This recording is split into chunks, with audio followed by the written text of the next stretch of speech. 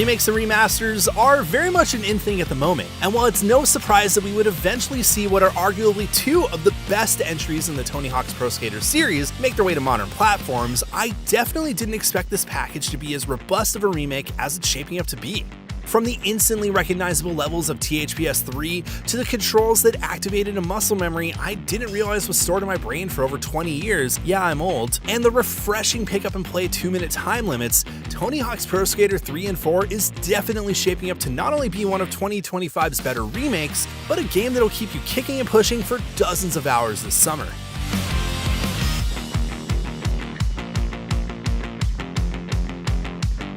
As the name suggests, Tony Hawk's Pro Skater 3 and 4 is a remake of both games with a modern facelift, new parks and skaters, and most importantly, a banger of a soundtrack. It plays exactly like it did back when it was released on PlayStation 2, and it's clear that this is definitely an if it ain't broke, don't fix it kind of remake. There's a sense of nostalgia I felt when revisiting classic maps like THPS 3's Suburbia and 4's College, and while those definitely look much better now for,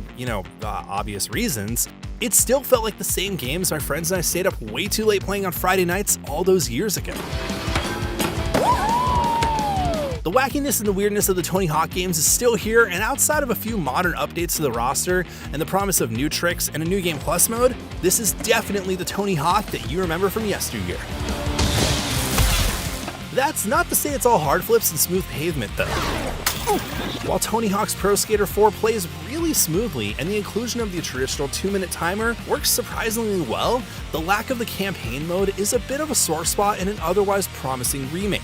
The game's purists might be let down from this, but after playing for a few hours, I didn't really miss it much. There's something refreshing about playing a game that respects my time and limits me to shorter bursts of gameplay in an age where every game wants me to play it for hundreds of hours on end. While a career mode would have been a cool inclusion, there's still a lot here that's worth sinking your teeth into. Thankfully, nothing's been messed with and the gameplay feels natural. And within minutes, I was pulling off long grinds into manuals, back into grinds, and chasing that ever-elusive higher score while flying around the map trying to fill out skate. After a few minutes of tripping over myself in a comically over-the-top way, the controls quickly came back to me and I was flying around Suburbia, heel-flipping over cars, and popping off that satisfying orchestra hit whenever I landed a special move.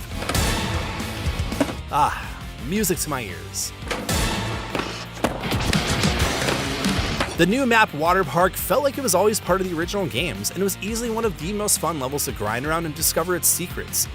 Tony Hawk's Pro Skater's addictive gameplay loop kept me wanting more whenever the timer ticked down to the last few seconds, and I frequently found myself quickly hopping back in for just one more run. In a time where it seems like every game from the early 2000s is getting a modern facelift, Tony Hawk's Pro Skater 3 and 4 is shaping up to be a welcome addition in a year full of excellent remakes and remasters. From its faithful recreation of what made the PS2 era classics so memorable, to its modern quality of life improvements, excellent soundtrack, and overall love letter to the series' early days, Tony Hawk's Pro Skater 3 and 4 is very much something that should be on your radar if you're a fan of skateboarding, enjoy action sport games, or just want to play something simple and fun. It might be the easiest kickflip you'll land all year. For more previews of the latest upcoming games, don't miss out on our recent looks at The Outer Worlds 2 and Ninja Gaiden Ragebound. And for everything else in the world of video games, grind your way to IGN.